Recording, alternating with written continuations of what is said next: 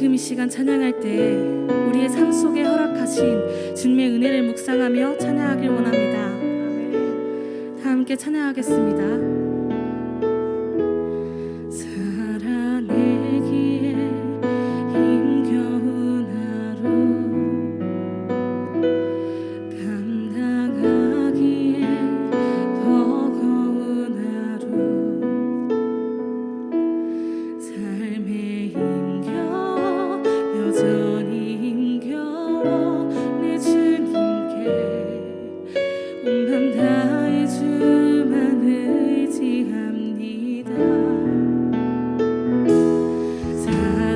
살아가기에 두려운 하루, 순종하기에 무거운 하루, 나의 힘 다해 정성을 다해 내 주님께 온 맘 다해 주만 바라봅니다. 하루의 은혜가 내 삶에 임하여 문제가 기도가 되고 아픔이 자랑되어 하나님의 사랑 드러나게 하소서. 나를 구원하신 그 사랑, 하루의 은혜가 이곳에 임하여 고난이 축복이 되고 상처가 간증되어 영원하신 사랑 신뢰하게 하소서. 하루를 살아가리 주소서. 다시 한번 찬양하겠습니다. 살아내기에 힘겨운 하루,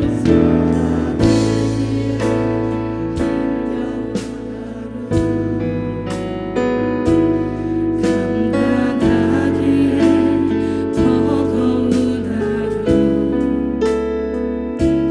삶에 힘겨워 여전히 힘겨워 내 주님께 온 맘 다해 주만 의지합니다.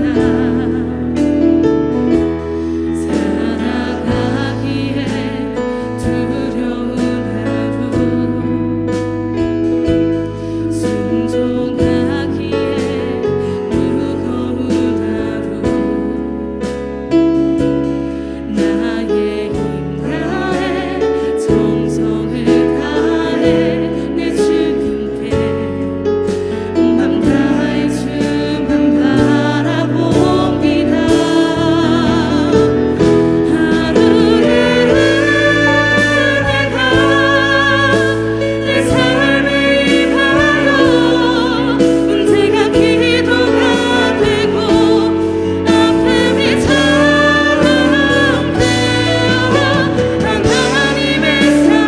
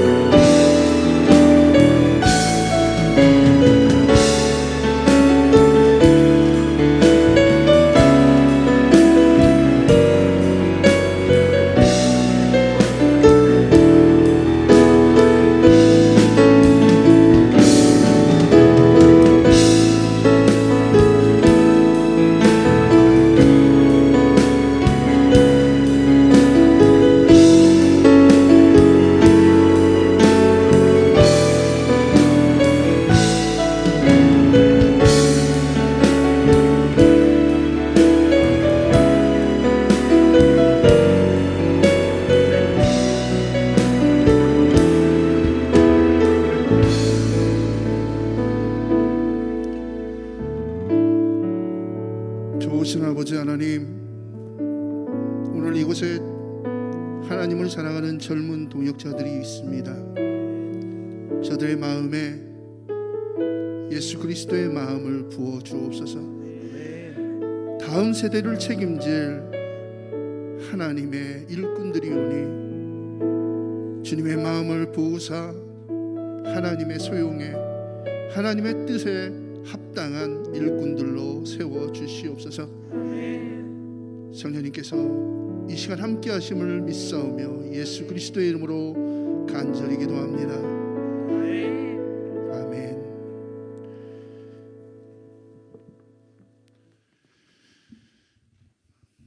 할렐루야.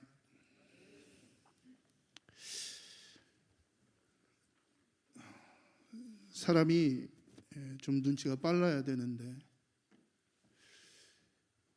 제가 지금으로부터 한 25년 전에 꿈을 꾼 것 같기도 하고 환상을 본 것 같기도 한데, 그때 제가 설교를 하고 있어요.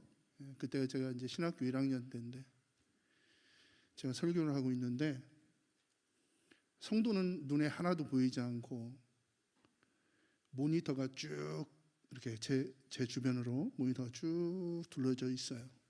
그리고 모니터 하나하나에 다 성도님들이 그 얼굴이 다 보이는 거예요. 25년 전에. 자, 제가 지금 방금 이야기한 것들에 대해서 지금 얘기하면 여러분들 이게 무엇인지 알겠죠? 모르겠어요? 네. 아시겠죠? 네.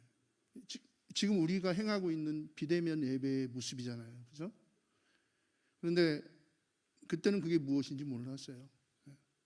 제가 만약에 그때 눈치가 좀 빨라서 그런 세상이 올 거라는 걸 알았으면 그쪽으로 뛰어들어서 돈을 벌었을 텐데, 눈치가 없어가지고 이렇게 목사가 되어 있습니다. 다행인 것 같아요. 그런데 제가 오늘 이곳에 와서 그런 생각을 합니다. 그때는 제가 몰랐지만 오늘은 제가 이곳에 온 이유를 제가 확실히 알고 있습니다. 다음 세대를 책임져야 될 하나님의 일꾼들에게, 이 시대를 살아가는 우리 젊은 동역자들에게 하나님의 마음이, 하나님의 뜻이 어느 곳에 있는지 무엇인지를 말씀드려야 된다라고 하는, 그리고 그게 그런 좋은 기회를 제가 만났다라고 제가 생각하는 것이죠. 자, 여기 혹시 다들 섬기는 교회들이 다 다르죠, 그죠? 장로교도 있을 것이고, 그죠? 감리교, 성결교, 침례교, 혹시 오순절교, 순복음교회 성도 있나요?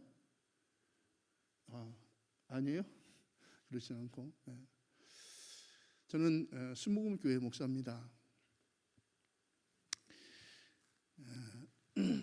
오늘 제가 우리 지체들과 느헤미야 말씀을 나누고자 하는데요. 느헤미야의 내용은 간략합니다. 1장부터 12장까지는 무너진 예루살렘의 재건, 그리고 13장에 가서는 이제 개혁을 하는 그런 내용입니다. 그런데 느헤미야서를 쭉 보고 있으니까 제 마음에 우리 한국 교회의 모습에 대해서 하나님께서 조명해 주시는 바가 있는 것 같아요. 예배 전에 우리 지체들이 나라와 민족을 위해서 함께 회개하며 기도하는 모습을 보았습니다. 느헤미야 시대에 느헤미야가 왕의 술 맡은 장관으로서 왕을 섬기고 있었습니다. 그런데 유대 땅에서 온 사람들이 느헤미야에게 얘기합니다. 예루살렘 성이 무너지고 또 성문이 회파되고 많은 사람이 죽게 되었고 많은 사람이 고통받고 있습니다라고 하는 이야기를 들어요. 그 이야기를 듣고 느헤미야가 하나님 앞에 기도합니다. 여러분들이 기도했던 것처럼, 하나님, 이스라엘 백성들을 회복시켜 달라고 기도합니다.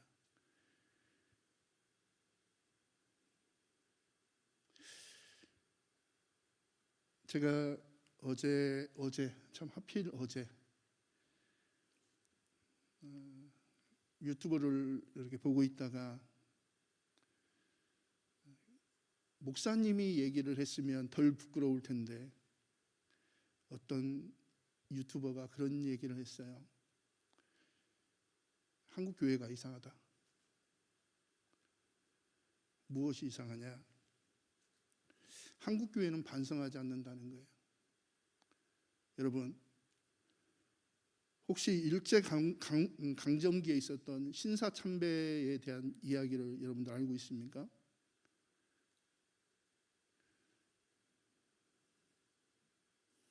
해방 후에 서북청년단이라는 이야기 들어본 적 있어요? 70년대에 구국선교단이라고 하는 단체가 있었다는 사실 아십니까? 80년대 초에 전두환 씨와 신군부를 위해서 많은 목사님들이 호텔방에 모여서 그들을 축복해 달라고 하나님 앞에 기도했다라고 하는 이야기를 알고 계십니까?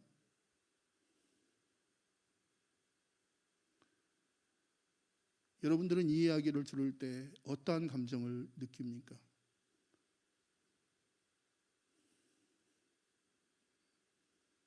그럴 수 있는 일이다라고 생각하십니까?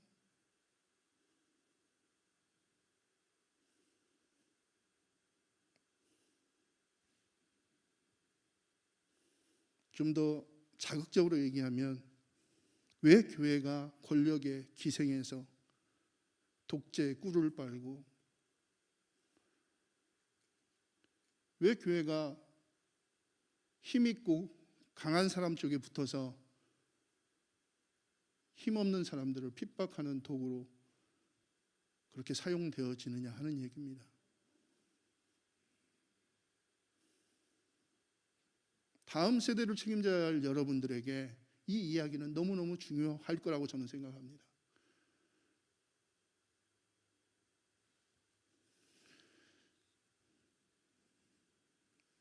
역사를 잊은 민족에게 미래가 없다는 말처럼 우리 한국교회의 지난 과오들을 여러분들 기억하지 못하면 우리 한국교회의 미래 또한 없습니다. 여러분들은 온실 속의 화분처럼 그렇게 신앙생활 하셔서 그런지 모르지만 세상이 교회를 바라보는 시선에 대해서 여러분들 생각해 본 적 있습니까? 세상이 교회를 어떻게 이야기합니까?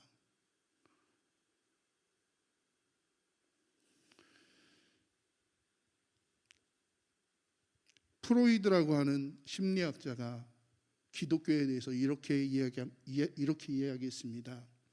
사람들이 만들었다고. 사람들이 하나님을 만들어냈다고 그렇게 얘기했습니다.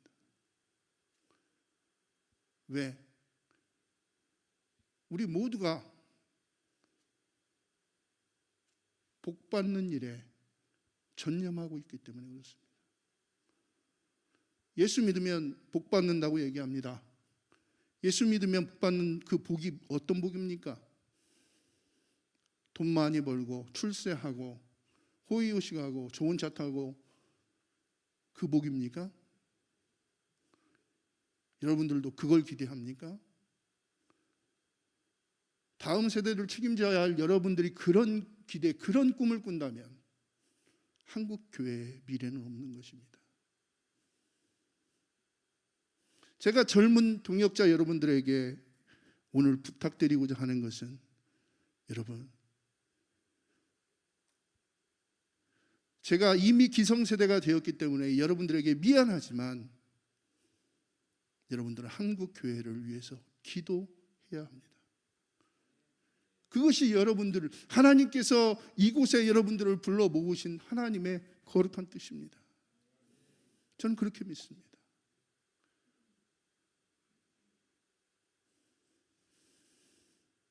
1970년대 폴란드 바르샤바에서 이런 일이 있었습니다.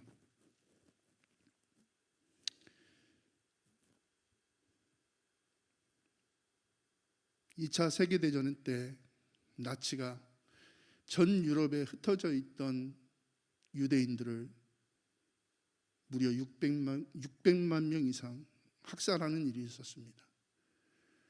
그 일에 대해서 독일이 반성하고 세계인에게 손을 내밀었지만 늘 세상 사람들은, 세계 사람들은 독일이라는 나라를 전범 국가로서 차갑게 바라보았습니다. 1970년 빌리 그란트라고 하는 독일의 총리가 폴란드 바르샤바에 있는 유대인 학살 기념비 앞에 가서 비가 억수같이 쏟아지는 그날 무릎 꿇고 통회하며 사과했습니다. 빌리 그란트의 그 자그마한 행동 하나로 세상 사람들은 독일이 이제 과거를 반성하고 새로운 나라가 될 것이라고 하는 희망을 보았습니다. 그리고 독일은 선진국이 되었습니다. 저는 1970년 바르샤바에서 있었던 빌리 그란트의 그 사과를 오늘 한국 교회가 배워야 된다고 생각합니다. 우리 일대 목사님들이, 우리 믿음의 선배들이 하나님 앞에 범죄한 것, 그걸 나더러 어쩌란 말입니까? 라고 할 것이 아니라 여러분들이 예수 그리스도의 마음으로 하나님의 마음을 감동시킬 만한 여러분들의 기도, 여러분들의 회개가 한국 교회를 새롭게 하는 밑거름이 될 것이라고 저는 믿습니다.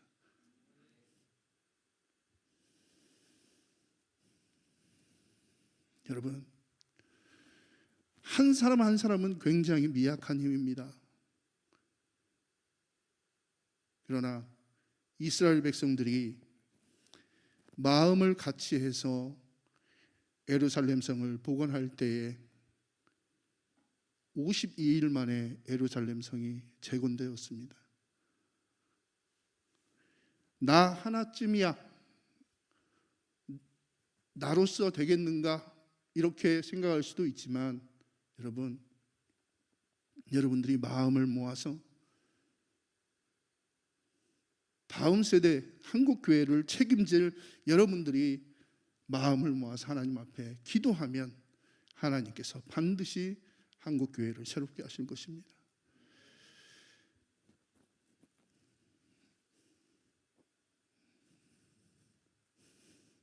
느헤미야가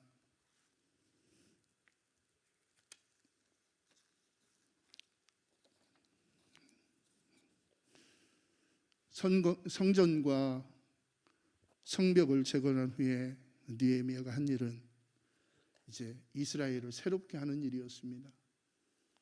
여러분들도 그 일을 하기 위해서 하나님이 부르신 사람들이라고 저는 믿습니다. 첫 번째로 우리 한국 교회 안에 거짓들을 좀 없앴으면 합니다. 그리고 부정한 것들 좀 끼어들지 않게 좀 했으면 좋겠어요. 여러분, 내가 정말 그리스도인인가? 라고 하는 찬양 다들 아시죠? 그죠? 아시죠? 참 모르세요? 내가 진정 그리스도인인가? 라고 하는 찬양 모르세요? 모르시는구나. 저희 아이가 작년인가 그 찬양을 저에게 들려줬어요. 너무너무 부끄럽더라고요. 내가 얼마나 거짓말을 많이 하는지, 내가 얼마나 세상 사람처럼 사는지 내 스스로 너무 잘 알기 때문에 그 찬양을 듣고 제가 너무너무 부끄러웠습니다. 또 보세요. 한국 교회 안에 부정한 것들이 너무 많습니다. 부정한 것이라고 하는 것은 다른 것이 아니라 주술적인 걸 의미하는 거예요. 한국 교회 안에 주술적인 것, 정말 점치고 하는 그런 행위들을 얘기하는 것이 아니라 우리가 예수 그리스도의 이름으로, 하나님의 이름으로 말하는 것들 안에 너무 주술적인 그런 요소들이 많다는 거예요. 최근에 어떤 장로님이 대통령 선거에 뛰어들었습니다. 그분이 출마의 변을 이렇게 얘기했어요. 하나님께서 대통령 선거에 나가라고 했다고. 그리고 그분은 1차 컷 오프 됐어요. 하나님이 정말 그 장로님에게 대통령 선거에 출마하라고 하셨을 거라고 저는 생각하지 않아요.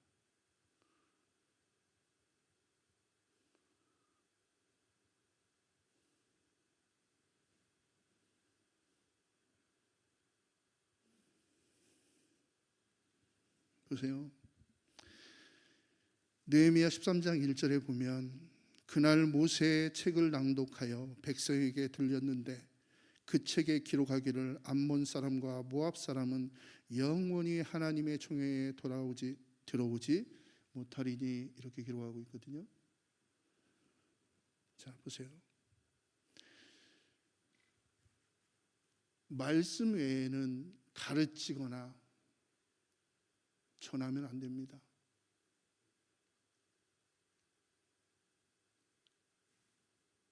내 감을 이야기하면 안 되는 거예요. 뭐가 될 것 같아요 라고 얘기하면 안 되는 거예요. 교회 안에서 쓰여지는 언어 중에, 표현 중에 이럴 것 같아요, 저럴 것 같아요 라고 하는 표현들이 너무 많다는 거예요. 되면 좋고 안 되면 말고, 이게 바로 주술적인 거예요. 자, 보세요. 여러분, 기도가 응답이 돼요. 첫째는 yes, 그죠? 이건 다들 아실 거예요. yes. no가 있어요, 그죠? no가 있어요. 한 가지는 아직 아니에요. 하나님께서 yes라고 얘기하실 때도 있고 no라고 얘기하실 때도 있고 아직 아니라고 말씀하실 때가 있어요. 될 것도 같고 안 될 것도 같고, 이건 내 마음인 거죠. 내 뜻인 거죠. 내가 그렇게 원하는 거죠. 그런데 한국 교회에는 그러한 일들이 너무 많다는 거예요. 또 너무 목사님들이 너무 많이 거짓말을 해요. 목사님뿐만 아니에요. 여러분, 이번에 대통령 선거에 나온 후보자들이 10여 명이 넘는데 그 중에 무려 80%가 기독교인이래요. 10명 중에 8명이 나는 크리스찬입니다 그래요. 누구도 못 믿겠어요, 저는. 여러분들 잘 선택하세요. 그가 그리스도인이라서 표를 주는 것이 아니라 정말 착하게 생겼다, 그래도 일은 잘하겠다 싶은 그런 사람한테 여러분의 소중한 표 던져주세요. 그 사람이 기독교인이라니까 찍지 마세요. 제가 보기에는 거짓말 안 하는 사람이 하나도 없는 것 같아요. 두 번째로, 여러분들 참 어려운 거지만 여러분들이 다음에 세상에 나가서 사역하실 때 재물을 탐하지 마십시오.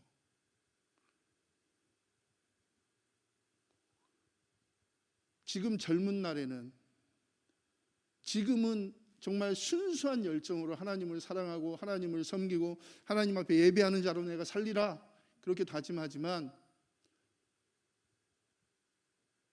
시간이 지나면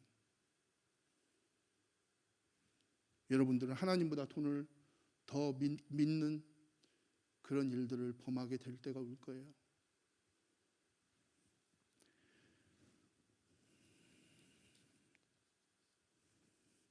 느헤미야가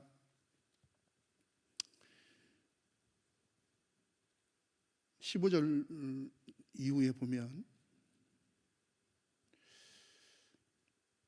그때 내가 본즉 유다에서 어떤 사람이 안식일에 술틀을 밟고 곡식단을 나귀에 실어 운반하여 포도와 무화과와 여러 가지 짐을 지고 안식일에 예루살렘에 들어와서 음식을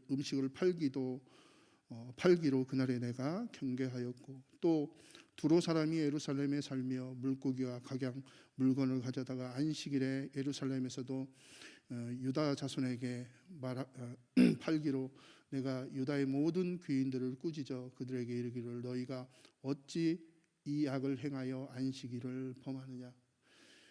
너희 조상들이 이같이 행하지 아니하였느냐. 그래서 우리 하나님이 이 모든 재앙을 우리와 이 성읍에 내리신 것이 아니냐. 그럼에도 불구하고 너희가 안식일을 범하여 진노가 이스라엘에게 더욱 심하게 임하도록 하는도다 하고, 느헤미야가 개혁한 두 번째는 성전을 청결하게 한 거예요.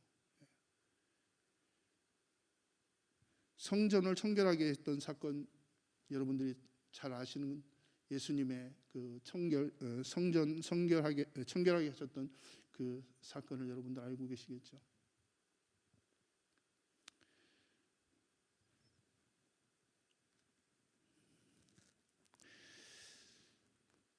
참 어려운 이야기지만 참 무서운 이야기지만 물질 때문에, 재물 때문에 하나님의 영광을 포기하는 일이 없도록 여러분들 조심하시기를 부탁드리겠습니다.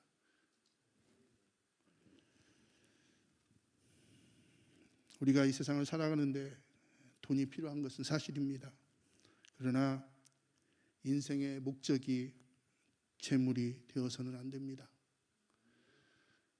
여러분을 부르신 하나님은 여러분들이 필요한 것을 때를 따라 부으시는, 허락하시는 좋은 아버지 되십니다. 세 번째로,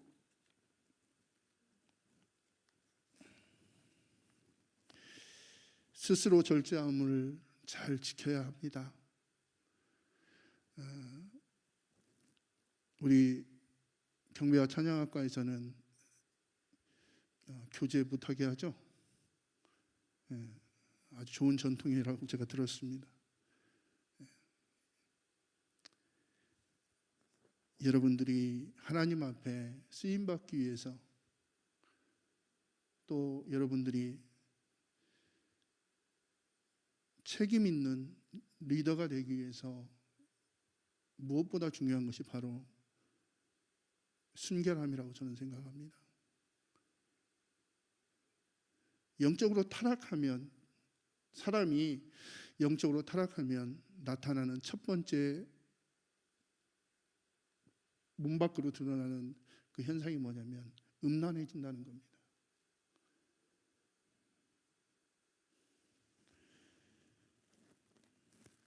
세상이 너무너무 음란하죠. 말할 수 없이 음란합니다. 어찌 보면 여러분들이 살아가야 할 다음 세대는 지금보다 더 흉악한 일들이 많이 벌어질 거예요. 더 많은 극심한 유혹들이 여러분들을 늘 따라다닐 거예요. 그런 가운데서도 여러분들 순결함을 잘 지키시기를 바랍니다. 육체적인 순결, 그리고 영적인 순결도 포함해서 말입니다.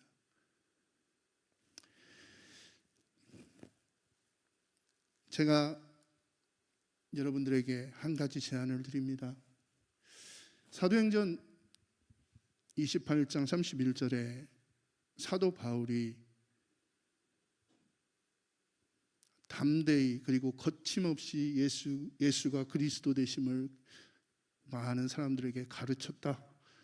이렇게 사도행전은 마무리되고 있습니다. 그리고 사도행전 29장은 이제 여러분들이 써 나가야 됩니다. 여러분들이 거짓과 부정된 것을 멀리하고 물질의 유혹,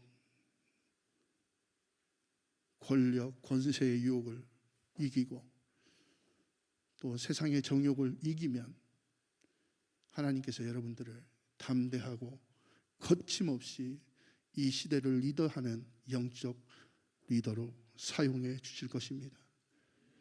우리 다시 한번 기도하겠습니다.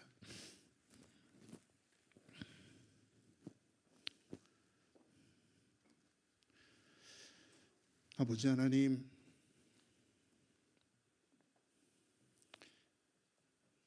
나라와 민족을 위해서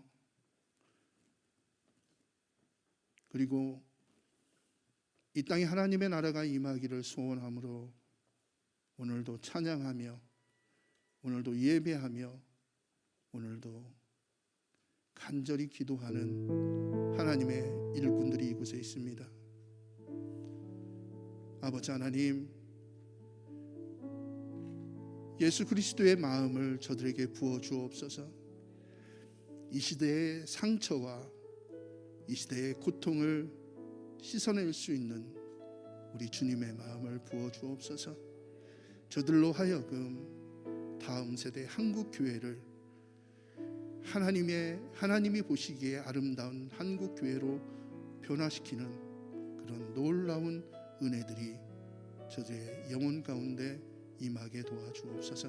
아멘. 부족한 종이 주의 말씀을 드렸습니다.